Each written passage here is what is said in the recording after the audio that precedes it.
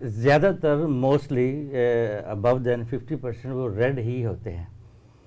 मेरे से जैसे जवानों के लिए वो रेड नहीं होता। बहुत आगे जब पेचीदगी में जाता है ना, कॉम्प्लिकेशन होती हैं, फिर वो नीलाहट में और वाइट पैचेस में और पस में आते हैं। तो अगर रेडनेस, जब रेडनेस आती है तो जहाँ पे रेडनेस आती है वहाँ पे हमारी एक होम्योपैथी की शाहताज मेडिसिन है बेलाडोना। No doubt. तो बाज़ का बहुत सैकड़ों दफ़ा हुआ है कि गले में निगला नहीं जा रहा, सख्त पेन है, अंदर रेडनेस है, तो हम लोग बेलाडोना से ही। और बेलाडोना की प्रॉपर्टीज है कि गला खराब है, निगला नहीं जा रहा, खांसी है, तो वो सारी स्वॉलिंग इशू है, निगलने का इशू है, कवर करती हैं, बुखार तक भी।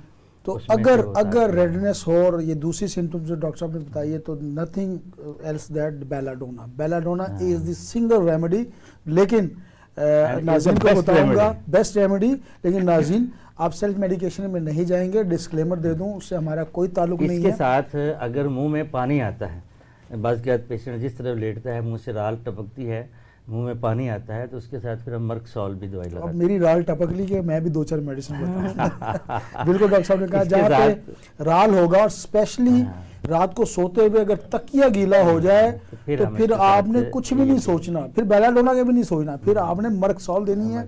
और यही खूबी है होम्योपैथी की, यही फन है, यही इसका तो कशिश है और यही अट्रैक्शन। अगर नीलमू हो खुदा ना खास्ता उस तरफ चला जाए तो फिर हम चलें। डॉक्टर साहब से मैं पूछूंगा, डॉक्टर साहब आप एक तो इन्होंने रेडनेस पे बात की, आप बात करेंगे वाइट पैचेस के ऊपर, ठीक है? जी।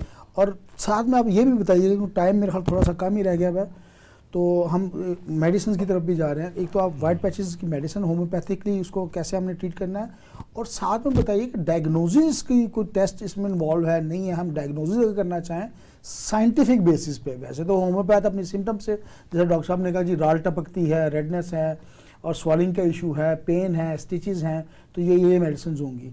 तो होम्योपैथ को तो डायग्नोस्टिक टूल डिपेंड नहीं करता है होम्योपैथ, लेकिन फिर भी अगर साइंटिफिक वे से हम इसको देखना चाहें तो वाइट पैचेस की मेडिसिन बताने के बाद इसकी डायग्नोसिस पे आप ज़रा थोड़ा सा एक टच दे दें। जी डॉक्टर साहब, ऐसा है कि वाइट पैचेस का जैसे मैंने बताया, तो वो फाइब्रोटिक कंडीशन पैदा हो जाती है एक्चुअली, यानी कि सख्ती सी आ जाती है गले में, कुछ इस तरह की कंडीशन होती है। तो इसमें हमारी कलकेरिया फोर्स बहुत ज़बरदस्त रेमेडी है इस हवाले से, यानी पर्टिकुलरली जो है फाइब्रोटिक कंडीशन जो है उसको वो डील करती है, उसको जब हम देते हैं तो पेशेंट ठीक होना शुरू हो जाता है। इसके साथ ही साथ ब्राइटाकार बहुत अच्छा काम करती है।